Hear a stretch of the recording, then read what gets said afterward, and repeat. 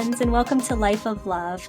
I'm so excited today because we get to share some magical stories and conversations with a new friend that I've met, Steve Gallegos. He has a wealth of stories, and he's going to share some special ones with us and share his magic and his goal to empower and inspire people just to live their best life and to find their superpowers. So we're going to dig into that a little bit too. And without further ado, I'd love to introduce Steve Gallegos. Welcome to the show, Steve.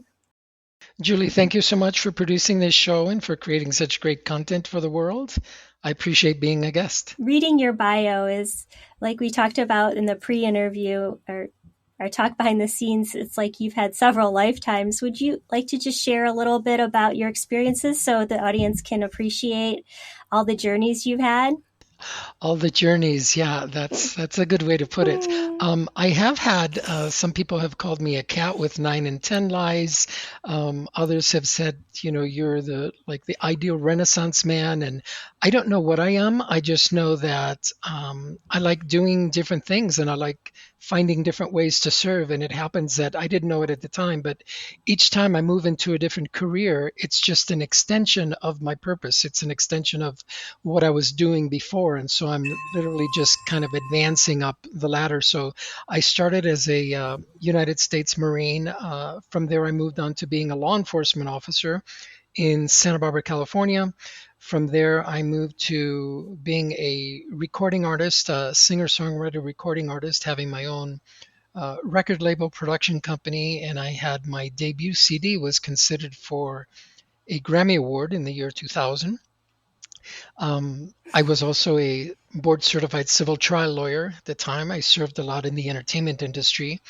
And since then, I've become also a published award-winning author, commercial photographer, international speaker, and I love to bake. I love to bake cookies as well. So that's one of my other passions and hobbies. Oh my gosh. Do you sleep, Steve? I mean, you just don't sleep, I guess. No, sleeping is not in the equation. No, actually, you know what? As the wiser I get and the more experienced I become, I find that sleep is critically important because it's how you recharge your batteries, right? And we live in a society that kind of celebrates the go, go, go and get things done and hustle, hustle, hustle. But the reality is that that level of activity, I'm not saying people should be lazy, but that level of activity, including in our relationships, will diminish our performance. Yes. I guess my comment was, not to minimize sleep, but just to acknowledge the energy you've put out into the world and how much recuperation you must need, right? Yeah, I get that. Yeah. Since you're such a great storyteller, we said we wanted to talk about a love story, and maybe we can involve superpowers with the love story and might all come together. But that was another thing on my heart to ask you about today. So, yes, what was that wonderful love story you had in your mind? Thank you for the opportunity to share that. It's one of my favorite stories to share because it reveals that we all have superpowers, and we just need to create the opportunity to get in touch with that superpower. It happens that when I was young, when I was a young kid, I was called good for nothing by my family, by my parents. Actually, my full name was absolutely good for nothing. And so the more that I was called and referenced as good for nothing, the more good for nothing I became. Such that by the time that I'm 17 years old, Julie, I attempted to commit suicide several times because I didn't know that I had any worth or value. I didn't know that I had a future. I had no vision for the future. And so I tried ending my life several times, but it turns out I couldn't even do that right. And I guess that's a good thing. But I was saved partly because my high school girlfriend at the time gave me a book by Norman Vincent Peale called The Power of Positive Thinking. And to tell you the truth, I did not understand much of what that book had to say because I was just so lost anyway. But there were 7 words in there that captured my attention, which were change your thoughts and change your world. Now, I didn't know that it was possible to change your thoughts. And even though the author explained it in the book very clearly and succinctly, it didn't make any sense to me. But I knew that I could change my world because I'd run away from home numerous times before. And I said, yes, I want to get away from home. So I ran away from, I ran away from home. I ended up taking my life by joining the Marine Corps. Now, to get to the love story part, it happened that all through my young life, when I was being abused mentally and physically, and being called names and physically beat up and those kinds of things, there was one thing that I could do, which was sing. I could sing like nobody's business, and whenever my mom's friends came over to visit, she would say, "Mijo, come and sing for the neighbors," and so I was like a Pavlov dog for the opportunity to get attention, admiration, and what I thought was love. At the time, I thought that was love because people applauded me. They said, "More, let us just sing another one, sing another one." And so at 4 or 5 years old, I learned that that's what love was. Love was singing. You open your mouth, you get attention, you do anything else, and you get hit over the head with a frying pan. Right? That was my lesson. And so I grew up pursuing wanting to be a superstar international singer. Julio Iglesias, I don't know if you recognize that name. Yeah, Yes. Hmm. most women over the age of 30 do recognize who he is, Hmm. and the power and the magic that he held to captivate audiences. And so I thought that that's the life that I wanted, because that's how you get love and admiration and respect, as you become a singer. So all throughout my young life, I sang at every opportunity that I could get, in chase of love, in search of love. But the thing is, Julie, I didn't know at the time that I was looking for love. It didn't happen until I was an adult and I was living in Los Angeles as, like I said, an entertainment lawyer, pursuing a music career at the same time. And I was doing really well in some certain respects. But as a lawyer, I got to see inside, behind the curtain, of what the entertainment industry is, what the music industry is, what the film and television industry is. And it's only recently that we've heard about the Me Too movement and all of the abuses going on in Hollywood, etc. But these things have been going on You for could relate to that, right? absolutely, You absolutely. could totally relate. I've Hmm. experienced it personally, and also my clients, many of my clients, came to me with stories and um, experiences that they've had in that arena with those types of abuses. And it's interesting because you're in a position that you're wanting something that Hollywood has, and Hollywood has so much power over you that a lot of people are willing to be abused and to accept whatever comes their way, simply for the opportunity to be on stage, for the opportunity to be recognized, for the opportunity to be on a film or whatever it is that they're searching for. And so I had this conflict that I was really troubled by the industry itself and the negativity, but yet why did I want to be such a huge part of this industry? Why did I want to be on that international stage? And it turned out that the more I thought about it and the more I went deep inside to discover what my reasoning was, it turned out that what I was looking for was love, admiration, and respect. And I thought that being on stage, being admired by the audiences, is how you got it. And once I realized that's what I was looking for, Julie, I said, well, there's got to be a different way, right? There's got to be another avenue other than the music industry. And so, with that knowing, or at least with that step toward clarity, because I wasn't clear yet, right? I was a step toward clarity Hmm. that I didn't need to be in the music industry. I could do it elsewhere. And so I left the music industry altogether. I left Los Angeles. I left the practice of law and reinvented myself in Dallas, Texas as a commercial photographer. That's another way to get love, I thought, because you walk into any restaurant, you walk into historical buildings, and what do you see? Photos from the 1800s and the 1900s of people in their workplaces and on bridges and doing all kinds of activities that they were engaged in at the time. And so as a photographer, you get to create memories and you get revered and you get celebrated and you get honored and you get published. And I thought, all right, this is where I belong. And it wasn't until 2008. So here I am in Dallas now, creating this beautiful career as a commercial photographer. Yet I was still dissatisfied. I didn't have quote unquote love in my life. I was always searching for it, the next client, the next photography exhibit, the next opportunity I had to stand up in front of an audience to show my work. I was still after that. Fast forward to January 2008, I'm in Las Vegas at the Hilton Hotel for a conference, a success conference. And the speaker is on stage and he puts up Maslow's hierarchy of needs. And I'm sure most of your audience is familiar with that. Maslow is a psychologist from, I don't know, the 60s or 50s. And he determined that all humans have these 7 things that we need, among them are which love, security, self-esteem, etc. And so he puts up this chart and then he asks a question. He says, or rather, he made a statement. He said, this is what all humans on Earth are looking for, according to Professor Maslow. But if you're looking for these things, means you don't have them. And then he asked a poignant question. If you don't have them, how can you give it away? And Julie, almost in an instant, it dawned on me that I had been looking for love all my life. And when we look for something, we're acknowledging or we're telling the universe that we don't have it.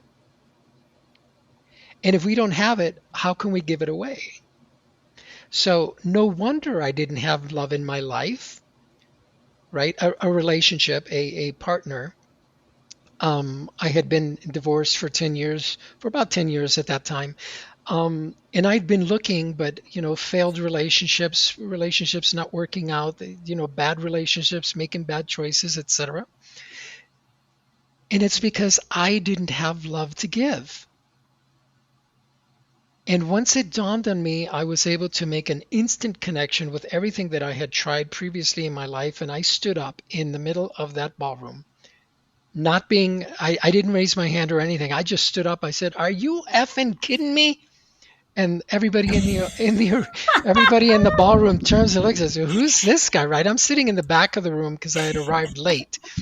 "Are you effing kidding me?" I said, "All my life, I've been looking for love, and you're telling me that if I don't have love, I can't give it away, so I need to have love first?"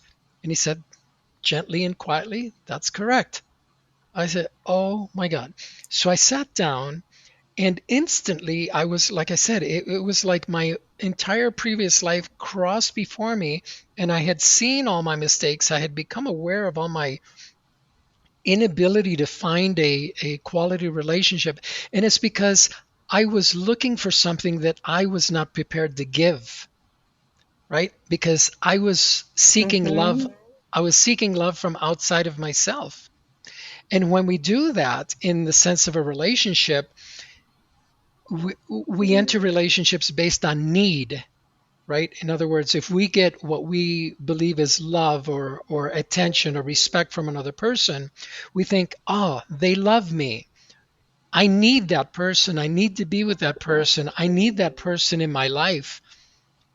And the minute that person, Julie, your partner, forgets, the minute they're sick and they don't say I love you, the minute they forget your birthday, the minute they forget Valentine's Day, the minute they forget their anniversary, all of a sudden you're thinking, oh, they don't love me anymore. And this is where the problems begin, right? Because we're in the relationship based on what we need, what we can get from that person.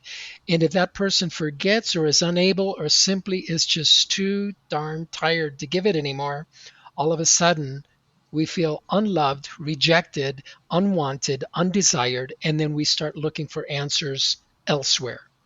And so there start the affairs, there start the addictions, there start the distractions, there start all of the problems in a relationship. So it also happens that at that particular event, I found the woman who was going to be my wife, and I declared it so at that event. It was after this revelation that the speaker made And I had noticed this woman sitting in the ballroom. She was several tables away from me. These were round tables of 10. And we kept making eyes at each other. And it happened that, and so I tested the theory. I said, is this, like accident, or is she doing this on purpose, like trying to catch my attention? And so I would write notes in my notebook, and all of a sudden I would glance up to look at her, and I would invariably catch her looking at me at the same time. I said, all right, this has happened more than once, more than 3 times, more than 10 times. This is no longer a coincidence. This is, something's going on here. So that first evening, again, this is after we made that revelation. That first evening, we ended the conference at about 9 p.m., 8:30 p.m.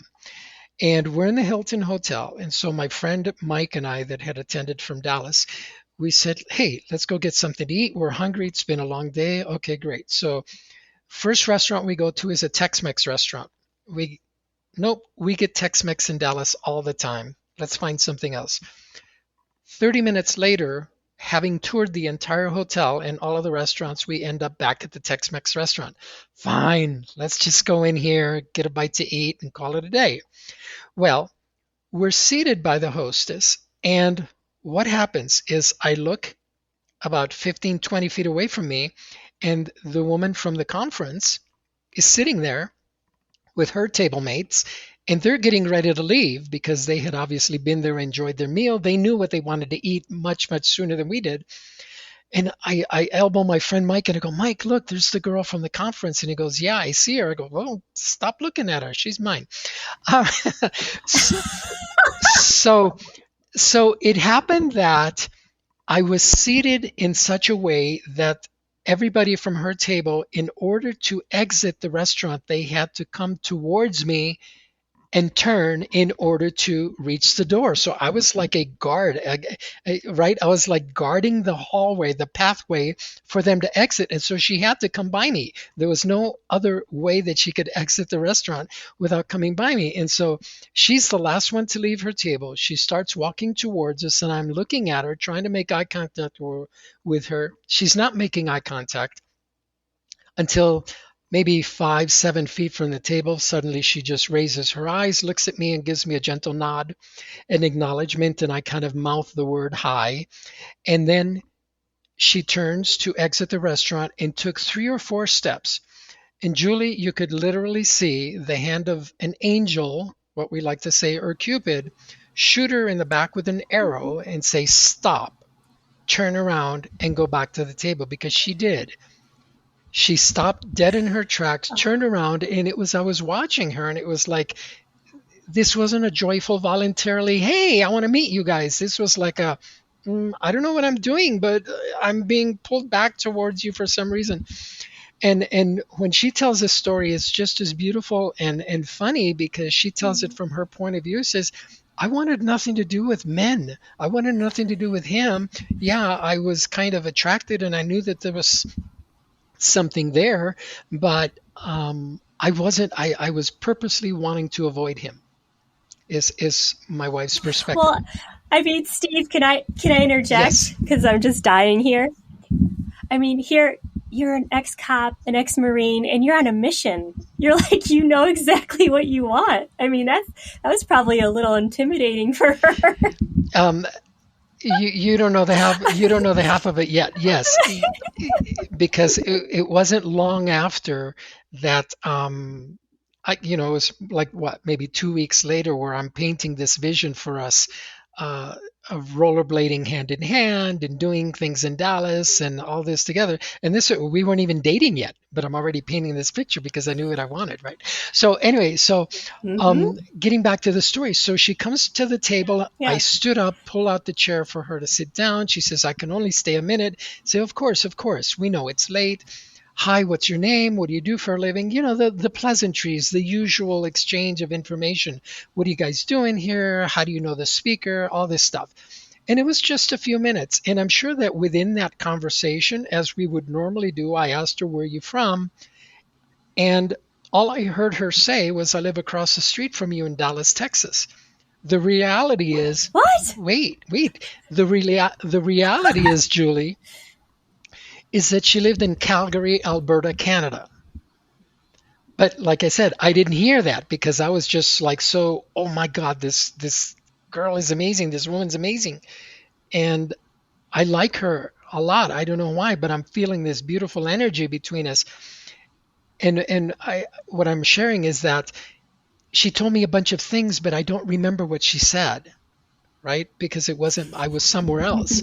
And so I'm sure that I asked her, where do you live? And I'm sure that she told me Calgary, Alberta, Canada. But what I heard was, I live across the street from you in Dallas, Texas.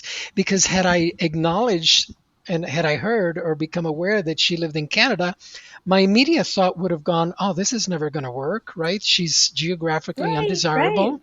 How can I possibly make this work? So because I didn't hear that or I didn't capture that information, I just assumed that we were going to get married, right? Because at the end of the conference, 3 days later, we didn't have a chance to talk. This wasn't one of those experiences where, like, hey, let's go have a drink or let's go have dinner or let's get together. None of that happened during the conference. We were so busy with activities and learning and group sessions and those kinds of things. It wasn't until 3 days later, the conference is ending. It's a Thursday afternoon. I'm standing at my table saying goodbye to one of the people that I had been sitting with, and I see Alethea come up behind her with her little suitcase, and she stands in line. And so I immediately excused myself, turned my attention toward Alethea. She said, "I just want to say it was a, pleasure meeting you, and I got to go catch a plane and bye." And she gave me a hug. And that hug was everything that I needed to know, because I stood there kind of like with my jaw open as she turns around and she starts walking out of the ballroom. The lady I had been talking to is probably looking at me like, what happened to this dodo bird? Where did he go? But I'm just staring at Alethea walking out the door. And I said to myself, I'm going to marry that woman. And so the next day, my friend and I fly home to Dallas. And the first thing I do is I throw my suitcases on the floor, go to my computer, and I compose a message to Alethea because she had given me her email address. And I said something along the lines of, hey, I just got home. I hope you made it home safe and sound, and all of those things.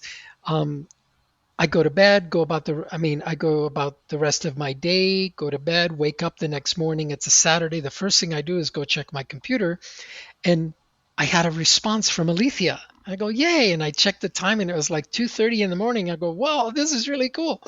And so that started this conversation between us. And it was during this email sequence that I realized that she lived in Calgary, Alberta, Canada. And I'm like, oh no, how far is Canada from Dallas? How long will it take me to drive? How long will it take me to walk? I didn't know anything about Canada or Calgary or anything. So anyway, long story short, we kept this relationship going long distance for 3 years. We spoke maybe after the first month or so of communicating via email. We started telephone conversations, and we spoke every night for 3 years, except for the times that we were together, where she was either visiting me in Dallas or I was visiting her in Calgary, or she was away with her family on their annual vacations. We spoke every night. And for 1 to 2 to 3 hours generally. And I credit the magic of the relationship that we have right now, Julie, is not having that physical proximity required us to get to know each other emotionally, spiritually, and intellectually on the phone through these beautiful conversations that we have. Right. And so when we did get together for a week or weekends, long weekends, etc., that she was able to get away and come visit in Dallas, it was even much more magical.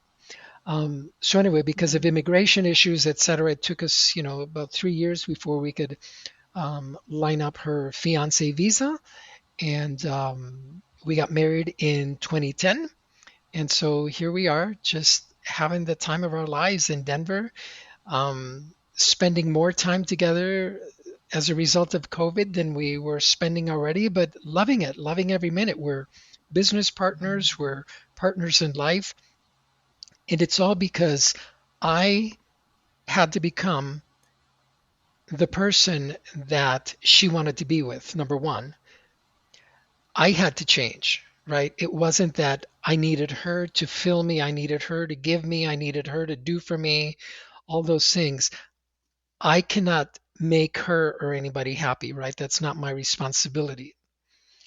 And neither is it her responsibility to make me happy. Oh, yeah, we do things to each other and we say things from time to time to annoy each other and, get into disagreements and those kinds of things. But that's when we're out of awareness. That's when we're busy and we're hungry and we're tired and we've had enough. And, you know, the typical frustrations that couples face every single day. But when you're in your aware space, when you're in that moment, you realize that I'm happy just being me, and I don't need you to tell me that I'm this, that, or the other for me to be fulfilled and satisfied and to be happy. And because of that awareness on both of our parts, we're able to celebrate each other in just such a way that we're constantly trying to outdo each other to see who can do the most for the other, right? Now that to me is how you find magic in the relationship is let go of the need, be happy within yourself, be satisfied within yourself. And when you do that, oh my gosh, the whole world opens up. That unconditional love. I'm going to love you if even if you can't show up for me today. I'm still here, and that does come from a different place than that expectation or that validation. And I was just reflecting, and I don't I mean, I'm sure you've gone through a lot with when you were telling me about your childhood and all this that revelation standing up. Are you effing kidding me? You could let go of what your family did to you because obviously they never felt love either. That they could treat you like that. You're right. So it's like peels, like layers of just junk could just fall off of you right there and then. You could just let it go because it's nobody's fault, right? It's like You are you're breaking the cycle. you are 100% correct, Julie. And it wasn't until that moment that I started to realize that also that the reason that my mom was so abusive toward me because she too was abused as a child, and so her training, her programming was, um, you know, being physically abusive is just part of the process of showing love to my kids. It's how I show them I love them and care about them, right? It had nothing to do with, her being an evil, mean person, although she did what I considered No. evil, mean things. That wasn't her, right? It Mm-hmm. wasn't really her. It's what she did, but it wasn't her, the person. Yeah, that if we can get away from the judgment, we don't have to accept behaviors. This is the way I look at it. We don't have to accept behaviors. We can say that doesn't work for me and I'm removing myself from this like you did. You're like, I'm going to the Marines. I'm going to get out of this hellhole. And you had every right to do it. You shouldn't have Right. stayed. That would have been, you probably would have succeeded on your first way to get out of it, which would have been so sad because you're such an amazing life force. I'm just like in awe. I love how you shared, and that's how you've grown into the beautiful masculine entity that you are, and you're encouraging everyone to get there to their superpower. I just, I'm clapping for you. Ex- exactly. And that's the thing. If we can just let go of that need, the need to be wanted, the need to be desired, the need to be needed by someone else, and we can just give away. I think Tony Robbins, one of my mentors, he says, relationships, you don't enter relationships to get, you enter relationships to give. And so I wonder how much more magic we could create in the world if couples decided, all right, let's just get in here and see who can outgive each other, not materially. It's not about buying presents and diamonds and cars and homes, but just serve each other, right? It's like, no, it's my turn to get you water, right? It's let me make dinner for you. Let me do that for you. Let me do, and it's not that you're finding the other person inadequate or incapable. In fact, here's another funny story. I'm Hispanic, right? Latino, and so I grew up showing respect for women, opening doors, opening car doors, those kinds of things. My wife didn't grow up with that.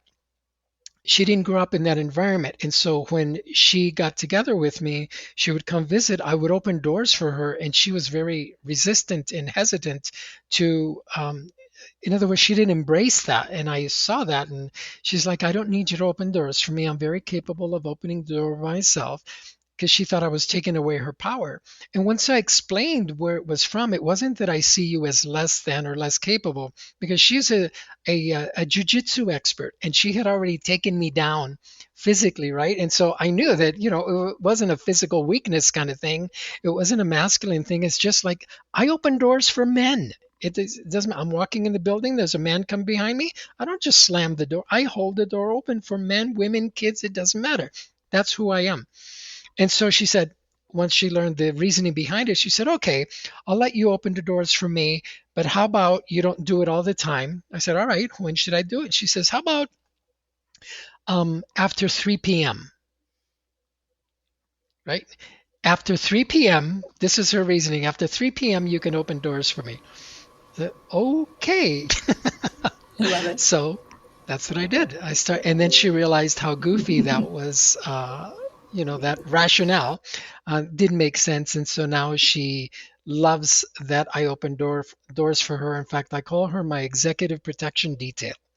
I said, honey, you're my executive protection detail. I'm here to protect you, make sure no one runs up behind you or us, or, that you don't slip falling into the car or anything like that, because she's my most precious gift from Oh, God. So why wouldn't I want to and protect it's that one? angelic. Those little cupids were right there. Oh my goodness. The energy around you, I Exactly. wish I could have seen it. I bet people in the restaurant noticed it. The best thing that ever happened in that Tex-Mex restaurant. In Las Vegas of all places, right? When we tell Las people Vegas. we met in Las Vegas, the first thing they think of, oh, you were at a club, you were partying, you were this. No, it wasn't that at all. There was nothing like that. Oh my goodness.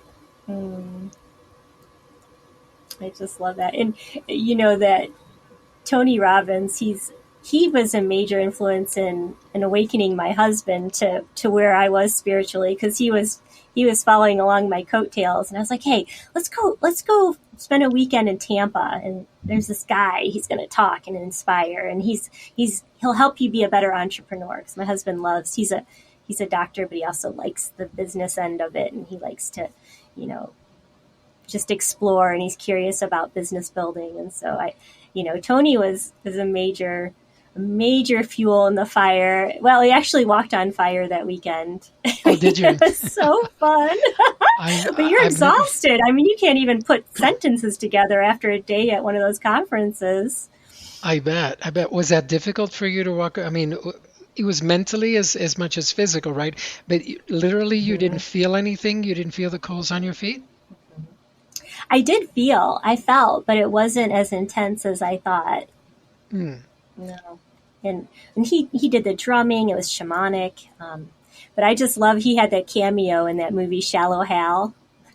I don't know Yeah. if you saw him. That was just Yeah. he's just such a great force too, and I can see how y- you align with him. Yeah. Absolutely. Absolutely. And the synchronicities, I had learned about a lot of the power struggles in the entertainment business, and how it wasn't so much as the Me Too movement, but I can relate to what you're talking about. And it was one of the reasons I wrote my book. Was I was like, I got to teach people to love each other better, because people are looking for power, and they're looking for affirmation, acceptance in the wrong ways. We got to figure out a way to reach people. So it's been a driving force with my mission, is just let's figure out how to be there for each other, like you said, how to give for each other. But we have to know that's a relationship, is like giving and loving, not conditionally, not because you're going to get something back, because that's just what you do. And then it's just energy, right? Whatever you give is what you receive, because that's your frequency. Like, you couldn't even acknowledge that she couldn't be next to you across the street, because that wasn't even in your field.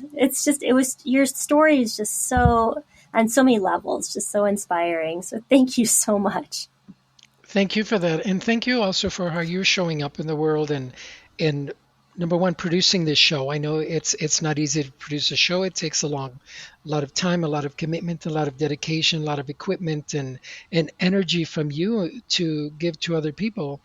And it's just sad, as you pointed out, Julie, that we're not taught these things at the appropriate time in our lives, how to be there for each other, how to find the remarkable elements of someone else, because we're so focused on chasing success. And success means I need to do better than you. I need to have a better car than Julie. I need to have a, oh, what? Julie and her husband have a big pool now? I need a bigger pool, right? You guys have a brand new car. I need an even brand newer car, right? This is how we measure success is I have more than you, as opposed to just sitting down and listening to Julie's story and finding out, wow, she went through some stuff. And that I find that remarkable. The fact that Julie's still here today with us, the fact that anybody is still here today on this planet. I know that you've had struggles and challenges and you've been through some things, and you need to share that with people so they could see how remarkable and amazing you are because you matter. Your story matters. Hmm. Absolutely. That's how I started my website. I always had, and you matter with every post. I just love that you said Indeed. that. Yeah. We're in Yeah. synchronicity. And it, Absolutely. that's, you're encouraging people to share their story. And did you want to promote what you're doing to encourage people to share their story with the TED Talk? Yes, thank you. And it's not so much Mm-hmm. promotion as it is just making Mm-hmm. people aware that we created a platform, Julie, to Mm-hmm. allow the everyday person to share their inspiring story. It's stories that inspire humanity. It's called the Voices of Impact Awards. And the realization came to me having been able to share my story, including this one about me and Alethea and how we met, having been able to share our story and people always saying, "Hey, Steve, love your story. Thank you for sharing it. I'm inspired. I'm motivated. You gave me hope. You gave me, reason to keep on living." And those kinds of comments. And I'm like, well, you're just as inspiring. You need to go out and share your story. And then we walk away. And I realize, wait a minute, that person's not an author. They're not pursuing a career to be the next Tony Robbins or Oprah or Julie. So where are they going to share their story? So it took me a couple of years, but we developed the Voices of Impact Awards, which is a celebration of the people with stories that inspire humanity. It means that everyday people can come and share their inspiring story. What does that mean? That means that if you're an executive, you're a stay-at-home mom, if you're a first responder, you're a nurse, you're a doctor, you're a lawyer, it doesn't matter what you do for a living or whether you've ever spoken on stage before. This is a platform where you can apply. And if you're one of the finalists, you're going to get a cash award. The grand prize winner is going to get $20,000 cash. Um, there's like a total of 18 awards and lifetime impact and student impact because we're open for college students as well. And I want to encourage this to be that safe place where people can come and share their heroic stories because it's one of the ways that they can contribute to society without having money, without having, being the Jeff Bezos and owning Amazon. You can actually contribute to the life of another simply by sharing what you've been through, what you learned, how you came out the other end. And that, my friends, is just enough to save someone's life. I love it. I'll put a link to that and how to contact that organization and how to apply and the steps um, in the show notes. So anyone who's interested, or even if you thought of someone when you heard this, my listeners, if you got sparked and someone's name came in your head, that's a sign that you're supposed to share that with that person. So don't ignore it. Please, you got to Yep, give. that's a sign. I love it. Yes. Oh my goodness. Well, I do appreciate your time and I'm just adoring this conversation and I just so much gratitude for you and your mission and I'm just happy to be in the same field as you right now, Steve. Thank you. Julie, thank you so much. And much love to you and your family and all of your audience as we move into the holidays. Thanks for joining us today. I hope you enjoyed the episode. As always, you can go to my website and make any comments, suggestions, just share anything that's on your heart about any of the episodes. If you visit www.youneedapeptalk.com, you can find every episode and feel free to share.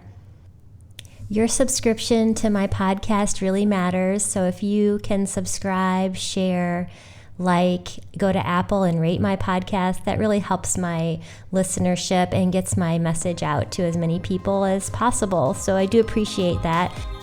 And as always, enjoy each day, as each moment is a chance to create the life of your dreams. Take care.